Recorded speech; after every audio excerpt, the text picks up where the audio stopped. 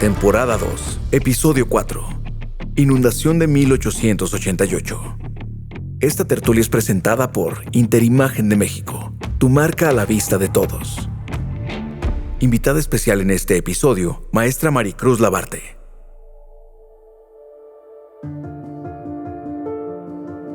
En programas anteriores se ha mencionado que para tomar la decisión de establecer una puebla, en ese entonces se buscaba que hubiera agua.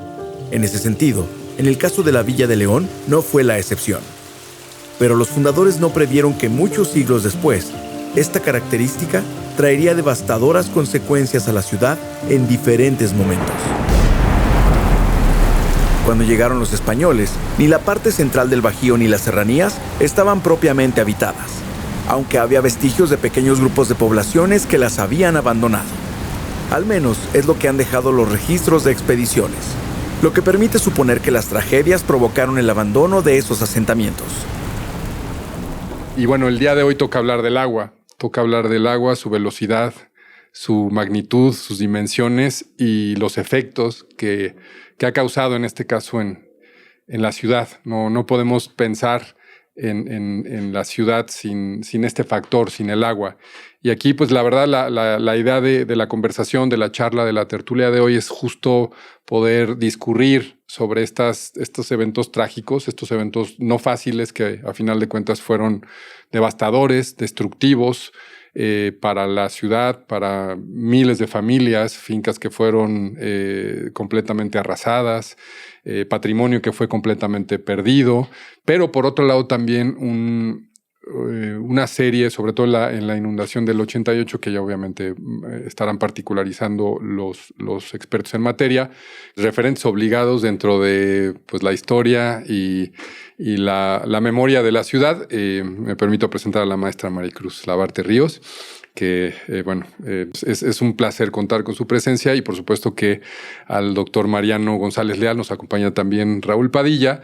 Mi querido Raúl, no sé si quisieras un poquito platicar o abrir la conversación en relación a este tema que pues obviamente a todos nos concierne, ¿no? Sí, gracias, bienvenido, muchas gracias. Pues es una emoción tener estos invitados de lujo, maestra Maricruz. Gracias. Ahorita que dices, Víctor, de la importancia del agua, al pensar en León, y de ahí abro la primera pregunta o para abrir el diálogo, creo que es importante como primero analizar pues dónde se ubicó de origen la Villa de León. Para abordar y entender la hidrografía de la ciudad y del Bajío, tenemos que remontarnos miles de años atrás. Vamos al Pleistoceno, cuando emergieron la Sierra Madre Oriental y la Sierra Madre Occidental. Esta formación genera un vaso lacustre que poco a poco se fue desahogando a través de lo que hoy llamamos el Santiago o el Pánuco.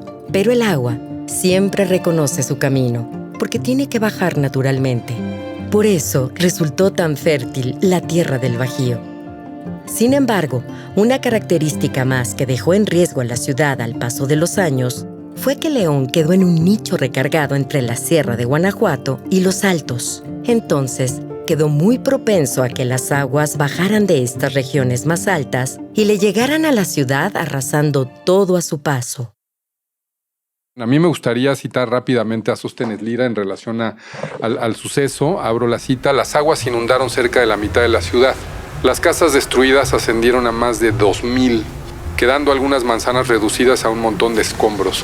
Cadáveres encontrados, 242, además de 1,400 personas desaparecidas. Fueron más de 5,000 las familias que quedaron en la miseria.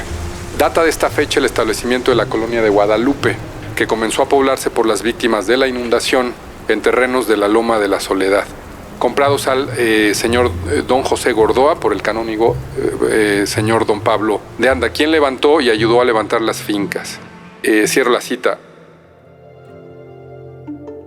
En documentos de aquellos años, se puntualiza que esa primera inundación registrada se presenta cuando el agua entró a la ciudad entre las construcciones de adobe, lo que provocó angustia y preocupación.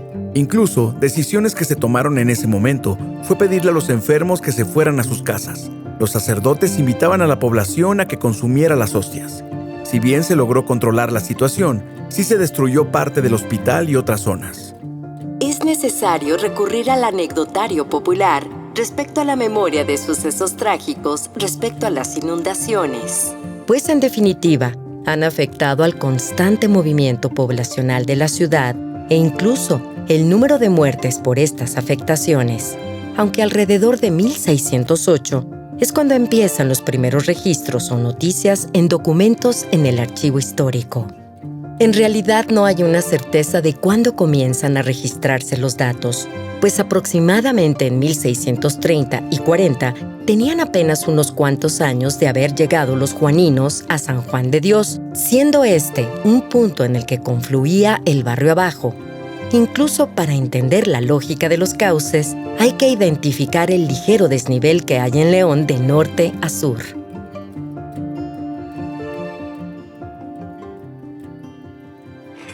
Posiblemente la magnitud de la desgracia no se alcanza a percibir porque pues, ni lo vivimos muchos. Sí, hoy lo vemos muy lejano, ¿no? Hoy lo vemos lejano, hoy lo vivimos como esta semana, como algunas.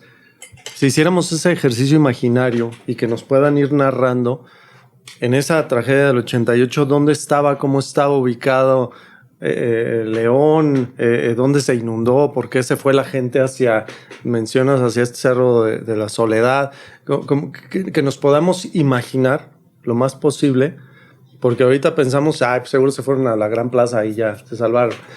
No, sí. Hoy recordémosle o ubiquemos imaginariamente, si se puede, hasta dónde estaba la traza, dónde hubo más agua. Si eso es posible, a ver, les invito a que tratemos de hacer este ejercicio. Sí, bueno, bajó de los cerros inmediatos a Ibarrilla. Y se extendió, obviamente, bueno, por la zona. Primero inundó el Cuestillo, dicen las crónicas, los que narran, pues, cómo sucedió, que desde la tarde, que ya había pasado 15 días de constante lluvia y que, pues, esta vez amenazaba ser más fuerte, que incluso el jefe político les pidió a sus gendarmes que estuvieran vigilando el río, monitoreando el río, cuando el agua bajó de improviso, desde creo que era 6 de la tarde, pero a las 11 ya era de 1 metro y ya había llegado a los 2 metros, sí, en la parte del Cuestillo a través del Arroyo del Muerto. Y se precipitó por la zona de Santiago. Llamamos entonces Arroyo de los Muchos Muertos. Sí, porque, bueno, y las casas del Cuestillo, sobre todo las que estaban más al margen del centro, que eran las iglesias de San Juan y de San Francisco, pues esas arrasó con ellas. Sí. La humedad, y hay algunas narraciones verdaderamente espeluznantes. Totalmente. Y cuentan, pues, cosas que se pueden ilustrar en, pues, eso, para mover ¿no? Sí, ¿no? De casos así muy específicos. Sí, tragedias personales, tragedias familiares, personales, ¿no? Pérdidas, hay varias que se cuentan. Sí, espeluznantes. Como aquella del que el joven que estaba por casarse el día de la siguiente, novia. Y la novia murió y él anduvo buscándola hasta que murió también abrazado al cadáver. Sí, no, bueno, la crónica, según encontró el cadáver los tenían en el teatro doblado. Uh-huh. Y entonces, bueno, tomó el cadáver que ya estaba putrefacto, además casi desconocido y demás. No, irreconocible. Y lo enterró en el Panteón de San Nicolás. Y no me acuerdo quién de los cronistas, que incluso dice lo que puso en la lápida. Vicenta Muñoz se llamaba ella. Aparece en el cuadro de la inundación, si no me equivoco. Ajá.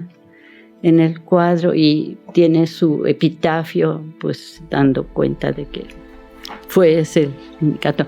Hay otro suceso en el que una familia estaba velando a la madre, cuando creo que fue en la plaza, no me acuerdo si en la calle de La Paz o en la calle Real, cuando les llegó el agua y era de un solo piso, y como pudieron, brincaron al segundo piso, porque creo que en escaleras había, pero el hijo especialmente, muy desesperado, quiso salvar el féretro.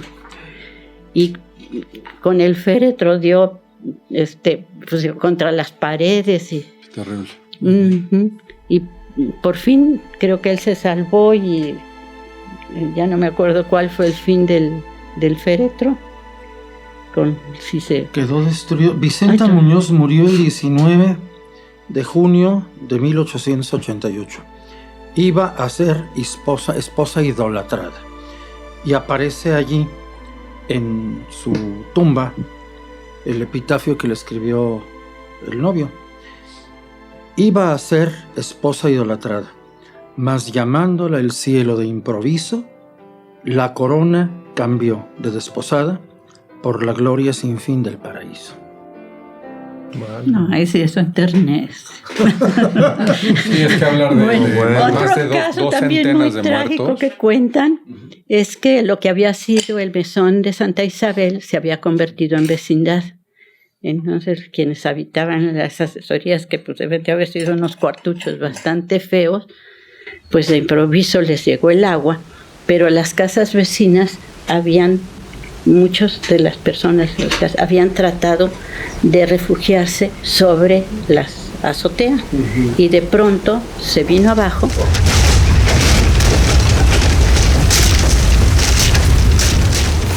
y sepultó a todos los que después salvaron algunos y hubo también algunos. Bueno, entonces el agua venía, pues llegó Cuecillo, cruzó y ¿a dónde se acumuló? ¿Qué pasó? Bueno, primero el Cuecillo. El Cuecillo. Sí. Y bajó por la parte de Santiago, se fue hacia las calles de La Paz, hacia la calle Honda. Honda, que es esta de aquí. Por eso se llama calle Honda. Y bajó, obviamente, porque pues también era su cauce, pero además ya amplificado hacia San Juan de Dios y llegó casi hasta San Miguel. Sí, y otra cosa que hay que entender es la velocidad justo del agua, ¿no? Que dicen que fue terrible. Por supuesto. Cuenta Rubén M. Campos, que vivía aquí, estaba hospedado, el estudiante, en una casa de segundo piso, en un segundo piso de la calle Madero, que él vio cómo se dejó venir el agua por la calle Madero y arrastraba gente, cadáveres, roperos, ropa, animales, y que fue la escena más terrible que él puede recordar en su vida. Rubén M. Campos pues, es un gran folclorista y fue un gran humanista que rescató muchísimo de la tradición popular mexicana a través de 2 libros. Él no era originario de León, pero aquí estudió y aquí vivía. Y su testimonio es verdaderamente patético, porque él estaba en un segundo piso, pero vio lo que pasaba por la calle. Y su testimonio es verdaderamente horrorizante. Y otro factor que habría que considerar también es la oscuridad. Así es. Hoy por las noches estamos acostumbrados a ver el espacio público iluminado. Estamos hablando de finales del siglo XIX, en donde, bueno, la noche llegaba, se cernía y pues, si no era aquello boca de lobo, pero sí había una oscuridad que debió haber intimidado todavía más y debió haber hecho más trágica la escena, ¿no? Los relámpagos en el cielo. En ese hecatombe. Sí, y los lamentos, los quejidos de la gente. Debió haber sido, por supuesto, desgarrador, dantesco. Así. La historia de León guarda pocos registros de primera mano, pues hay muy pocas familias que puedan remontar documentalmente a sus orígenes hasta la fundación, porque León ha sido una ciudad refugio en la cual la población fue llegando después. Es poca la descendencia de las familias fundadoras, porque tanto las catástrofes como la inmigración han venido cambiando según las circunstancias históricas del momento, el estrato poblacional anterior. León ha vivido 5 siglos contra viento y marea. Primero, la guerra del Mixtón, antes que se fundara. Después, la guerra chichimeca. Después, las inundaciones. El acoso de las tribus nómadas y su despoblación en 1589. Casi su extinción en los vencimientos de los franciscanos. Y así vamos viendo cómo León va luchando contra viento y marea.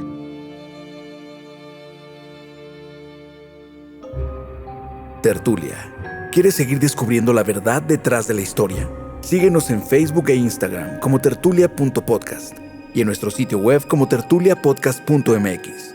Información respaldada por el Archivo Histórico Municipal de León, en colaboración con el Instituto Cultural de León y Bonito León. Tertulia es un podcast original producido por Atracción Gráfica, Laboratorio de Fórmulas Creativas, ULE Audio Estudio y la Fundación Marqués de San Clemente. Con las voces del Dr. Mariano González Leal, Víctor Hermosillo, Raúl Padilla y Luz Adriana Flores. Dirección General, Mauricio Aguirre. Grabación y diseño de audio, Raúl Santana y Óscar López. Todos los derechos son reservados.